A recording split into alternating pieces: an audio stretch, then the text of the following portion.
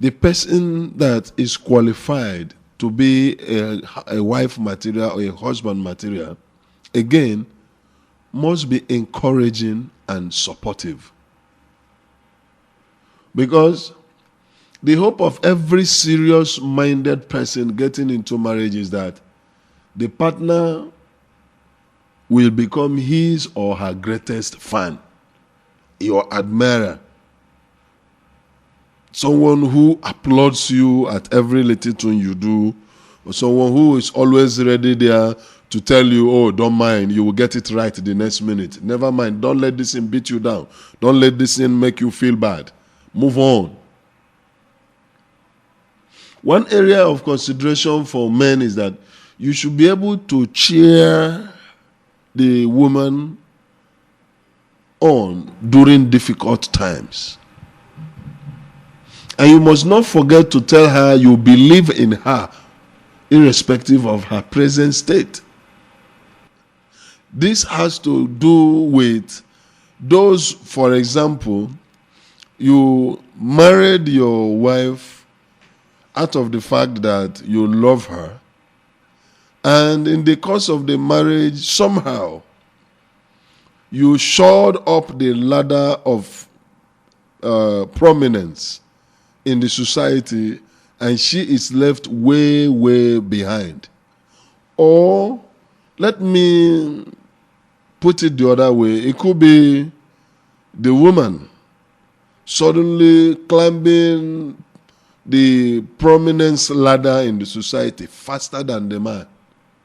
What is expected of the other person is to always be the hand that will lift the other partner up, rather than beginning to assess whether you measure up any longer or whether she had become substandard for you as a result of your position.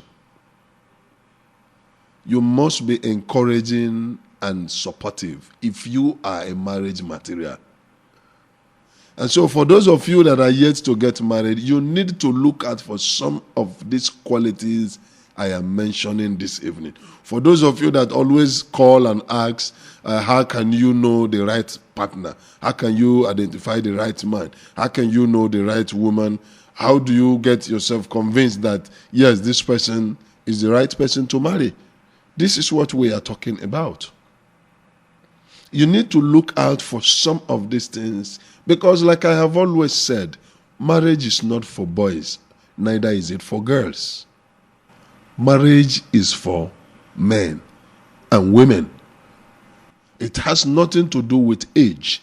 That means if you're 17 and you decide to marry at the age of 17, you no longer will be referred to as a girl or as a teenager, but a woman, because you have entered into the club where only men and women thrive. Because a girl carrying pregnancy is no longer seen as a girl, but as a woman. Because the moment you are delivered of that baby, you become a mother. And a girl does not become a mother. So, right or wrong, getting into marriage requires adequate information if you must avoid hitting the brick wall when you get into marriage. It is much more a serious business than the way most of us are taking it these days. Some people just get into marriage, maybe out of pregnancy, you just decide, okay, let me marry her. Pregnancy has occurred. You are dating, you have dated for 2 or 3 years, and in the course of it, you impregnate the girl and you just rush into marriage. Were you planning to get married all along while you have been in that relationship? Have you been looking forward to the day you become husband and wife before the accident of pregnancy comes?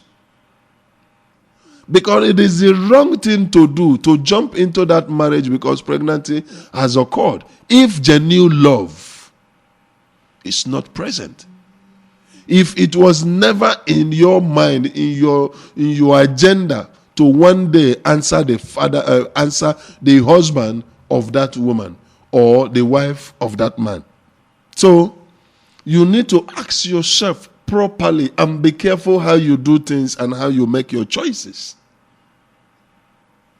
Now, as we move on, the person you must see as a person that is qualified to be a marriage material must have a sense of being understood. When being seen and being known is the biggest gift you can give to someone. Because actually hearing them and acknowledging that you have had them is very powerful. The key relationship issue is acceptance of who we are. And that is what will make us strive in our marriages. You must understand, or you must make yourself to be understood by the person you are dating, or the person you are going out with, the person you intend to get married to. If both of you are existing and the person cannot, score high mark in predicting some of the things you are capable of doing, then that person probably is not the right person that you're looking for. Because when you date someone for a period of time, some of these qualities should be noticeable in them if they are actually a marriage material.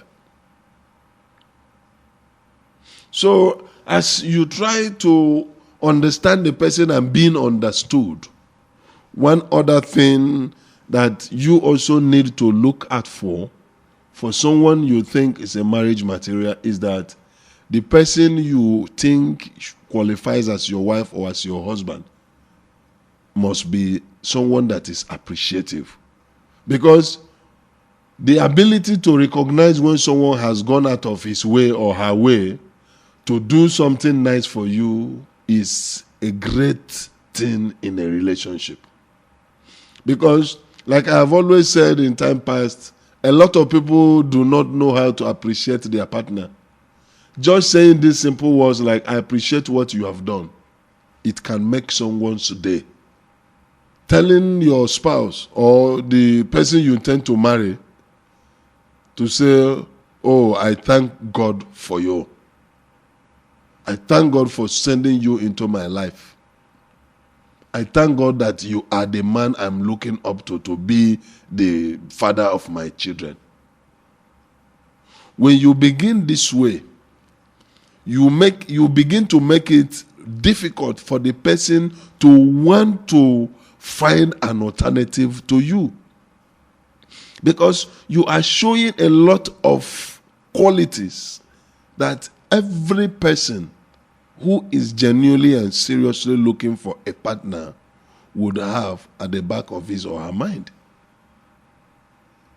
Because if you have a partner, for example, who is your best friend, who is ready to introduce you to his or her family members anytime, anywhere, who is not ashamed, irrespective of your financial status, irrespective of where you reside, irrespective of the kind of job you do. The person is proud to introduce you to his or her family members. The person is kind and compassionate to you. The person is encouraging and supportive. And the person has a sense of understanding you or wanting to make himself or herself understood by you. Then you have hit the jackpot. You do not need a miracle again. You do not need a soothsayer. You do not need a palmist. You do not need to read stars for you to know that, yes, it looks like this one is a housewife material. It looks like this one is a husband material. And the person is someone that whenever you buy her chocolate or whenever you buy him, a little present, the person appreciates and keeps appreciating, and each time he or she has an opportunity to make reference to it, he or she doesn't hesitate to do so. And then you move on to that while acquiring some of those qualities. Then you add to it the ability to be intimate. Because, like I was sharing with someone, until you get to a point where yourself, everything that makes you who you are, means nothing in the presence of the person you want to call your wife or you want to call your husband, until you get to that point. For example, when the person you're looking forward to becoming your wife, you can boldly tease her and say, look at your long teeth, look at your long nose, look at how wide your ears are. Say, this woman, you have very big head. I wonder if we marry the kind of children, the kind of head they are going to have. When you get to those kind of level and you're able to crack jokes to that kind of level without necessarily boxing yourselves over it, then something inside you ought to tell you that, yes, this kind of woman is the kind of woman that will make me live long. Or this kind of man is the kind of man that will make my life sweet and make me proud as a woman. A man that looks at you and says, thank God, thank God for me. Oh. Thank God for me. I wonder which man would have managed you. I say, because with these your fat legs, it's just God who sent me to just come and wipe your shame out. And the woman does not take offense about that. The ability to be intimate. You must be able to crack jokes with that person you want to call your husband or with that person you want to call your wife. When that intimacy of saying anything, and you look at the man that you want to marry, say, this man, I don't know, love they say is blind. I don't know what I saw in you. Look at how tall you are, like an electric pole, and yet I'm dying for you. And both of you laughs over it. Say, look, you are so fat, a man like you are like all those wrestlers, and both of you will laugh over it. You must have that intimacy. If you need to agree within yourself that you have found a marriage material, then, of course, and most importantly, you must be respectful.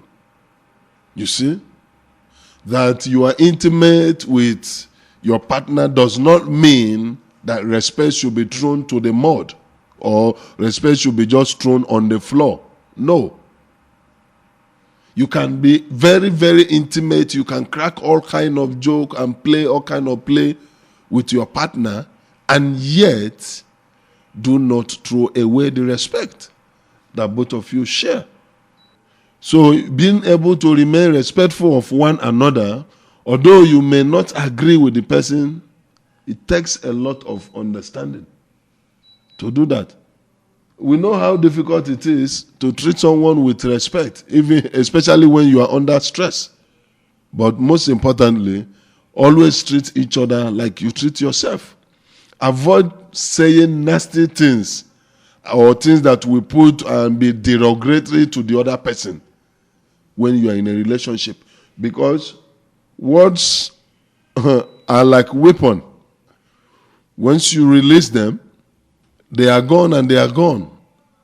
The damage they are going to cause will be done, and that damage remains. Most times it's very, very, very, very difficult to mend certain things you have said with your mouth or have declared with your mouth. That's why it is very difficult, no matter the amount of provocation that you are provoked, that you try and censor the kind of things you say. Because you may say things when you are angry, but then you have said it, you were angry, yes.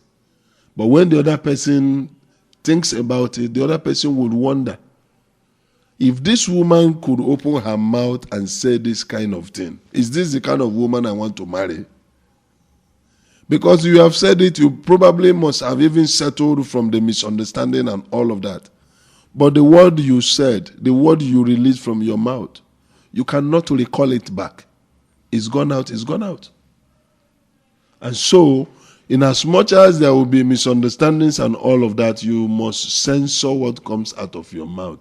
Do not put respect in a way that it will no longer mean respect. While you do that, like you know, we are all human beings. We all have our faults, our little faults here and there. But in all of that, you must have open mind, be willing to work on enhancing the relationship you have with that your partner. Because like I always said, open and honest communication is the key to any relationship. So as part of a couple, you need to be willing to listen to constructive criticism and then encouraging words from your partner from time to time. It is always important, like I have always said, to hear your partner's side of issues. If you reach a deadlock, when you disagree over an issue, and you get to a point where you do not find a solution, she does not have a solution, you do not have a solution, at that point, you must be willing to seek help from an impartial third party, someone that you know will be neutral. I personally would recommend a counselor rather than just friends.